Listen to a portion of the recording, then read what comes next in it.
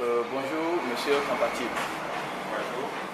Vous êtes membre d'honneur du parti politique ADI. Oui. Et comment va le parti de professeur Aimé Gougué aujourd'hui?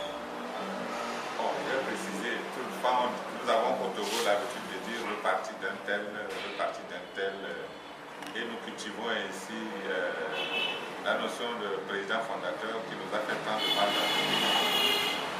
Le parti ADI n'est pas le parti d'une personne. La preuve, c'est que c'est moi qui étais président et maintenant c'est le professeur Gougué. Donc nous n'avons pas de président fondateur. Alors, enlever souvent cette habitude d'attribuer un parti à une personne. Un parti, c'est un groupement de personnes qui se sont mis ensemble et qui ont partagé leur idée pour fonder un parti. Ce n'est pas je pense que la notion de président fondateur crée une perturbation grave dans l'espace politique congolais. Et je n'aime pas beaucoup cette appellation. Merci pour la précision. Alors, comment va le parti politique ADI aujourd'hui? Absolument. Disons que le parti politique ADI va bien. Le parti politique ADI s'inscrit dans la voie du changement. Et je pense réellement que si on veut observer avec acuité l'espace politique congolais, le parti politique ADI est celui qui n'a jamais varié d'un pouce depuis qu'il est né en 1991, qui n'a jamais varié d'un pouce sur sa lutte pour le changement. Bien sûr, nous avons été appelés à être dans plusieurs regroupements de partis politiques, mais nous avons toujours comme dénominateur commun des partis politiques qui s'inscrivent sur la voie du changement sans compromission. Et nous n'avons effectivement eu aucune compromission à ce jour, parce que nous pensons que le peu d'espace démocratique que nous avons acquis à partir des luttes de 1991 sont trop peu signifiants que nous pensons que la démocratie s'est installée au Togo. Il y a encore beaucoup de choses à faire. Et la grande erreur des luttes pour la démocratie, c'est d'avoir cru dans les années 90 que la lutte était pour une durée de 2-3 ans. Et effectivement, au bout de 3, 4, 5 ans, au fil du temps qui passe, beaucoup de gens se sont découragés et se sont rétractés, se sont compromis avec le régime en place. Et aujourd'hui, nous sommes dans une situation où on est en course accélérée vers le retour au parti unique. Si les gens ne font pas attention, nous sommes actuellement en train de retourner au parti unique. Unir à des velléités de retour réel au parti unique, en essayant tout simplement d'instrumentaliser tous les partis qui se mettent autour de lui pour dire que oui, bon, on va aller à l'intérieur pour essayer de changer des choses. Finalement, je suis au regret de dire qu'actuellement, avec les événements qui se passent, c'est l'histoire qui recommence. Nous sommes en train de laisser se remettre en place un parti. Oui, alors comment va aujourd'hui le secrétaire général du parti qui a été arrêté illégalement, arbitrairement et présentement déféré à la prison civile de Lomé? Si c'est par rapport à sa santé, je dirais qu'il va bien. Mais nul ne peut se sentir bien lorsqu'il est en prison injustement. Donc il est moralement affecté, non pas du fait de la lutte, mais du fait qu'il soit injustement incarcéré. C'est normal que toute personne qui est injustement incarcérée se sente moralement affectée. Lorsqu'on annonce ton nom dans la population comme ayant été commanditaire ou participant à un événement aussi grave que l'incendie d'un marché, ça ne peut faire plaisir à personne. Et c'est en cela qu'il est affecté, parce que c'est un garçon courageux qui a toujours lutté de façon honnête et pacifique pour la cause pour laquelle nous combattons tous. Et il est inadmissible qu'on l'ait bâillonné, incarcéré comme un bandit de grand chemin pour des faits qu'il n'a pas commis, qu'il n'a pas pour les faits dans lesquels il ne se reproche rien. C'est ça la situation. Alors, est-ce que quand il était à la gendarmerie, vous avez eu l'occasion d'aller le voir personnellement et qu'est-ce qu'il vous a dit concrètement? Quelles sont les charges retenues contre lui? La gendarmerie ne nous permet pas de le voir, ni le professeur Bouquet, ni nous-mêmes. La gendarmerie n'a pas eu son épouse, rien. Donc nous recevons les nouvelles par son épouse interposée, nous n'avons pas le droit, nous n'avons pas accès, nous n'avons pas le droit de le voir. Oui, alors quelles sont les charges retenues contre lui exactement au jour d'aujourd'hui? Mais il n'y a pas de charge retenue contre aucun des inculpés de manière très concrète. Il y a eu encore le communiqué de presse du procureur de la République hier, vous l'avez écouté. Quelle est la charge du besoin de ce communiqué? Personne, sur le plan juridique, nous ne savons pas. Nous ne savons pas. Il a dit hier qu'ils sont inculpés, qu'ils sont déférés, mais nous ne savons pas. La charge, c'est qu'on leur a dit, c'est de quoi on les inculpe. C'est ça la situation confuse dans laquelle nous vivons. Je suis incapable de vous dire, je ne suis même pas certain que leurs avocats même sont capables de dire concrètement de quoi on les a inculpés. Nous savons qu'il y a eu des incendies, nous savons qu'on a fait un grand show autour des incendies, il faut dire qu'il y a eu cela. Mais de manière concrète, nous sommes incapables de dire de quoi on les inculpe. Vous êtes des journalistes, peut-être que vous en saurez mieux que nous, nous ne savons pas. Alors, 8 ans après la mort du général, feu général Eyadema, et quelle lecture donnez-vous 8 ans après sa mort? La lecture que nous donnons découle de ce qui est en train de se passer, qui ressemble à, comment dirais-je, à une grande famille qui se déchire l'héritage d'un père mort. C'est-à-dire que le Togo, de mieux en mieux, le Togo apparaît comme un héritage de feu Eyadema, que ses fils se déchirent. C'est tout ce qu'on peut dire. On ne peut pas croire que... Moi, je veux dire que lorsque Faure est arrivé au pouvoir par les voies qu'on sait, qui n'étaient pas des voies légales non plus, que l'on ne dise pas qu'il est arrivé légalement au pouvoir. Dans ce pays, pour que Faure arrive au pouvoir, on a changé la constitution 3 fois en 5 jours. Donc, ce n'était pas une voie légale. Et quand il a commencé à se disputer avec son frère Bacha, ça a renforcé l'idée que nous sommes dans un pays où on a considéré le Togo comme l'héritage de la famille Eyadema, de la famille Gnassingbé plutôt. Et les événements de ce week-end le prouvent encore. On est allé perquisitionner chez Toy, non content d'avoir arrêté son frère jumeau, maintenant c'est son tour. Le Togo apparaît 8 ans après la mort d'Eyadema comme simplement un héritage de la famille Gnassingbé, que ses fils se disputent. Et lorsque Faure déclarait « je suis moi » et Eyadema c'est autre chose, on pensait qu'il ferait autre chose, une autre politique, une autre approche de vraie réconciliation.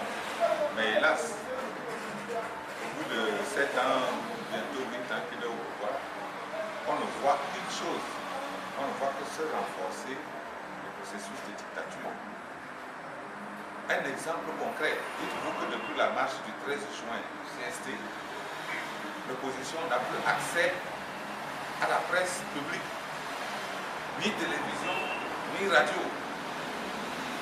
Nous avons fait une marche en arrière par rapport à l'espace démocratique que nous avions conquis.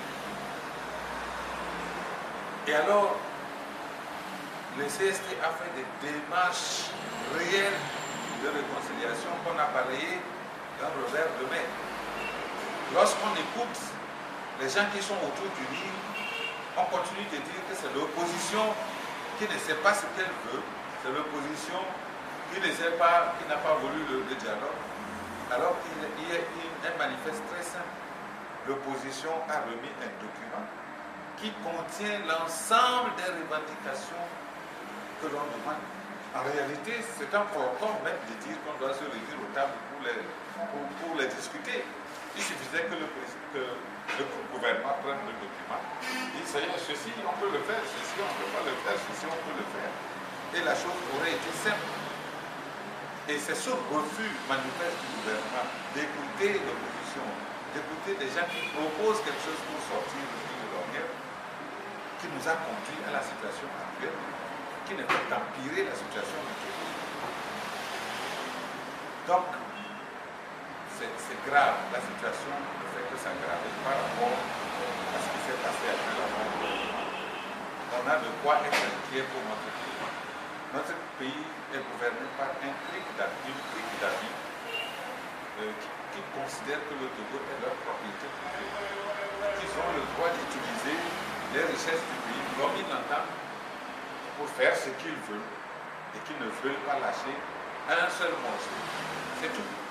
Il n'y a pas à discuter là-dessus. Oui, alors, 8 ans après, quel souvenir vous gardez sérieusement de Feu Eyadema? Vous n'allez pas me demander d'encenser Feu Eyadema, que nous avons combattu en son temps. C'était une dictature que nous avons combattue et nous avons réussi à desserrer un peu les taux. Mais tout simplement aujourd'hui, son fils a récupéré le pouvoir et est en train d'installer une dictature encore plus grave que celui de son père. Parce que sous la dictature de Eyadema avait le pouvoir d'interrompre un certain nombre de dérives parce qu'il avait le charisme que Fort n'a pas. Aujourd'hui, tous les gens qui sont aux alentours de Fort font ce qu'ils veulent. Ils font ce qu'ils veulent. Les détournements sont monnaie courante. La gestion du pays est à volo. La moralité du pays est tout à fait au bas de l'échelle. Il n'y a pas de moralité dans ce pays. La valeur d'un pays, c'est la valeur morale de ces populations. Nous n'avons plus de valeur morale. Les jeunes n'ont pas de personne morale qu'ils peuvent imiter pour dire que demain, nous aussi, nous serons comme telle personne. Les exemples que les jeunes ont, c'est ces jeunes de 35-40 ans qui se sont enrichis de façon scandaleuse en pratiquant je ne sais pas comment ils le font. Quand vous trouvez un jeune de 35 ans, 40 ans, qui est milliardaire, c'est scandaleux. Parce qu'au Togo, je ne vois pas encore quel commerce, quelle activité quelqu'un peut faire au Togo pour devenir milliardaire avant l'âge de 40 ans. Je ne vois pas. Nous n'avons pas de génie comme Bill Gates, qui à partir de leur génie intellectuel ont produit ce que nous connaissons, le Windows que tout le monde utilise. Ils sont milliardaires, c'est normal. Mais qu'est-ce qu'au Togo, un jeune qui sort de l'université, au bout de 5 ans, qui construit des buildings, où est-ce qu'il trouve cet argent? Si ce n'est pas du vol.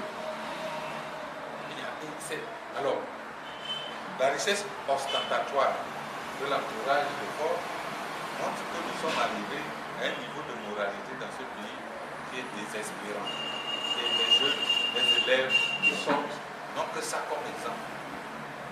Donc, la situation est extrêmement grave. Oui, pensez-vous la même chose que Mme Adjama Bokafi qui disait tout ce que le régime en place fait aujourd'hui, c'est pour diviser l'opposition? Oui, c'est même plus que ça. Ce n'est pas pour diviser l'opposition, c'est pour anéantir l'opposition. C'est ce que je vous disais, c'est pour retourner au parti unique. Je vais vous dire, en 2010, après les élections, c'était une opportunité extraordinaire si Fort avait l'intention réelle de rassembler tous les Togolais. Ce n'est pas en catimini qu'il allait discuter avec Gilchrist pour signer, je ne sais pas quoi, un contrat secret dont personne ne connaît aujourd'hui les vrais termes. Après ces élections, s'il avait vraiment l'intention de réunir tous les Togolais, voilà ce qu'il aurait dû faire. D'abord, il n'aurait pas dû reconduire le Premier ministre. d'abord. Il aurait dit, bon, c'est bon, maintenant, toute l'opposition, venez, on va s'asseoir. On va régler nos problèmes. Et ensuite, on va faire un gouvernement réel d'union nationale. Et on va choisir d'un commun accord un premier ministre. Et tout le monde allait applaudir. Ce n'est pas ce qui s'est fait. Il a négocié avec Gilchrist seul. Il a enlevé Gilchrist de la tête de l'UFC. L'intention était claire. C'était de tuer l'UFC. Donc, l'UFC était le parti qui apparaissait comme le plus puissant sur l'échiquier national dans l'opposition. Il fallait tuer l'UFC. Alors, quand ils ont enlevé Gilchrist, ils ont cru que ça y est, ils ont eu la tête, l'UFC est mort, nous retournons à notre parti unique et on continue. Malheureusement pour eux, ça ne s'est pas passé comme ça. Les gens qui constituaient l'ossature de l'UFC se sont retirés et ont créé un autre parti politique qui continue de les empêcher de tourner à rond. Et ce qui ne les plaît pas, qui ne leur plaît pas. Et donc ils sont revenus à des manœuvres nouvelles qui consistent d'abord à créer UNIR. Et dans UNIR, ils ont réussi à rassembler un certain nombre d'intellectuels façon, pour faire croire que c'est une œuvre. Mais la voie tracée est d'anéantir complètement l'opposition. Donc ce qui est en train de se passer, le fait qu'ils sont en train d'accuser l'opposition d'avoir allumé des incendies, le but est de détruire complètement l'opposition. Tout ce qu'ils veulent, c'est les gens qui pensent comme eux, qui font ce qu'ils font, qui acceptent ce qu'ils disent, et alors on continue comme si de rien n'était, c'est-à-dire qu'on retourne au parti unique. Merci beaucoup, M. Kampati. Pas de problème.